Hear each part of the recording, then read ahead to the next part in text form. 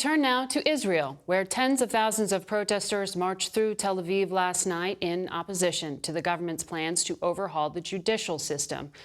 This is just days ahead of Israel's 75th anniversary, celebrating its independence.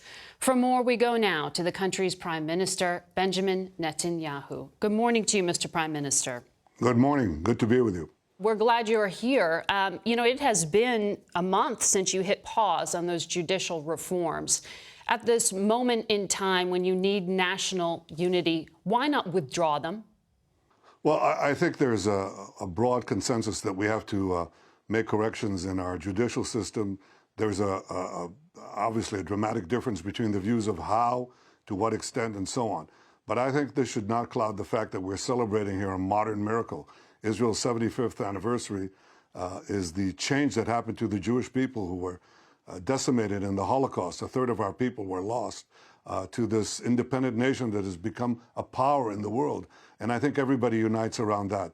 You had to cancel a Monday appearance at the largest gathering of North American Jewish leaders in years because of these protest concerns.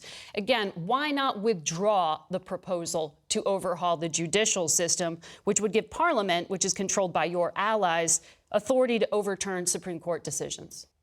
Well, I've actually said that I will not accept a blanket ability of the Parliament to overcome judicial Supreme Court decisions, just as we don't accept that the Supreme Court can abrogate any decision by the Parliament or the government. Both sides, both of these extremes actually hinder the balance between the three branches of government, which is exactly what we're trying to bring into balance now. Sir, you're making this sound like it's just a debate. And happy middle. You're making it sound like this is just a simple debate like any other country, but you yourself used the phrase that you were pausing because you wanted to stop the possibility of civil war.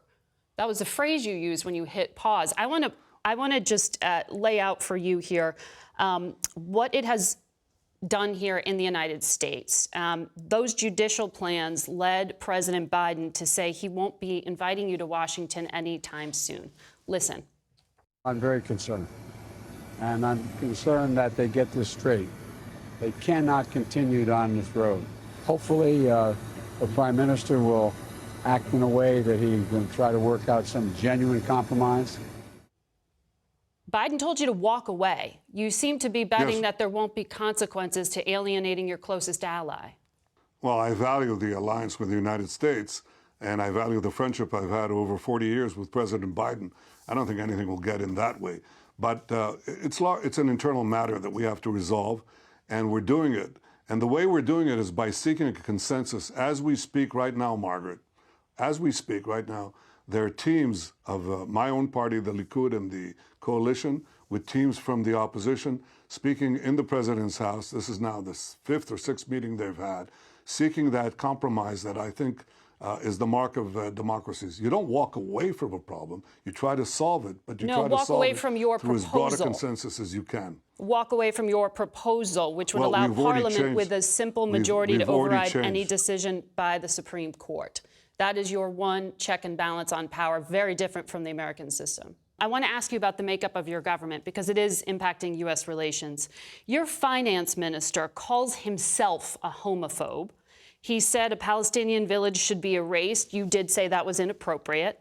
Your public security minister was rejected from Army service because of past ties to an extremist group designated by the U.S. as a terrorist organization. I know you need to keep your coalition together to prevent a collapse, but are you confident you can rein in people like this? I think a lot of them have changed over time, and they themselves say that.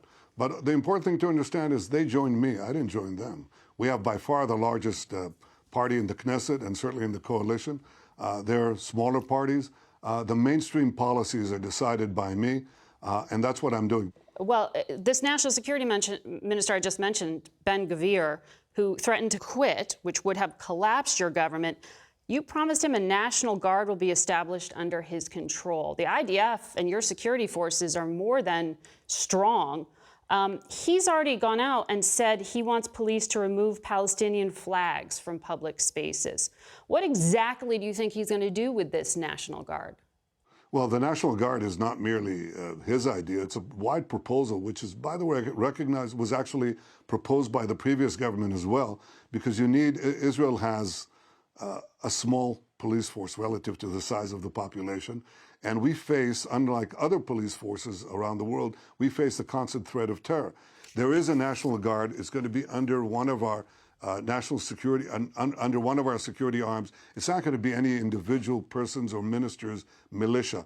That's not going to happen in Israel. Not under me, and I suspect not under anyone else. It's just not going to happen. Can you clarify this for us as well, because it's making headlines in the U.S.? Politician May Golan said that you are considering appointing her to be consul general in New York. She calls herself a proud racist. She's denounced African refugees as Muslim infiltrators and criminals spreading HIV.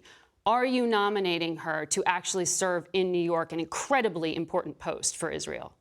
It is indeed an incredibly important post, and anyone I'll nominate, and I haven't done so, will have to abide and will abide by the mainstream positions that I've advocated, and I welcome the fact that the United States has a multiracial and pluralistic society. So does Israel, and as anyone I appoint will have to reflect the value that I attach to that quality in our democracy and in yours.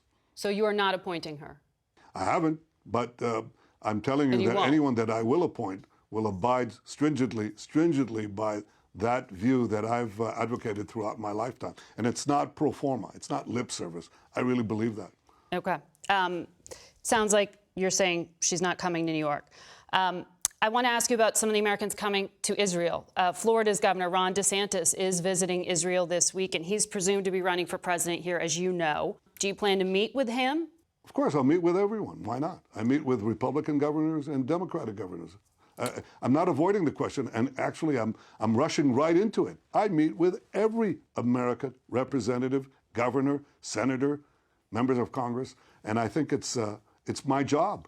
And I think it's important for Israel's bipartisan support in the United States. I make a point of it. Okay, because for the first time, there was a poll from Gallup last month that showed Democrats are likelier to sympathize with Palestinians than with Israelis for the first time.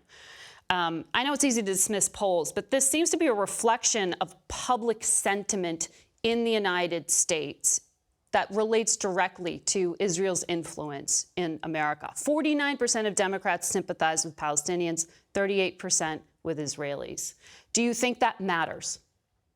Yeah, I do think it matters, and I think we have to work harder to persuade our Democratic colleagues, or those of our Democratic colleagues who forget perhaps that Israel is the solitary democracy in the Middle East, that America has no better friend and no better ally than Israel. But I'll tell you why I think this happens. First of all, it's happening over time. It happened over time. It's not related to this or that administration in Israel because it continued under the previous government as well. I think there's a demonization of Israel in some of the reports, many of the reports that come out of here. And I think there's a portion of the American public that finds it hard to understand that once you enter the realm of nations, you have to act to defend yourself. And I think we have to work hard to persuade both sides of the aisle and the independents in between. Yes, both sides of the aisle, and in this case, Democrats, because we have solid support among independents and solid support among Republicans and considerable support among Democrats. But I'm not going to give up. Mr. Prime Minister, thank you for your time this morning. Thank you.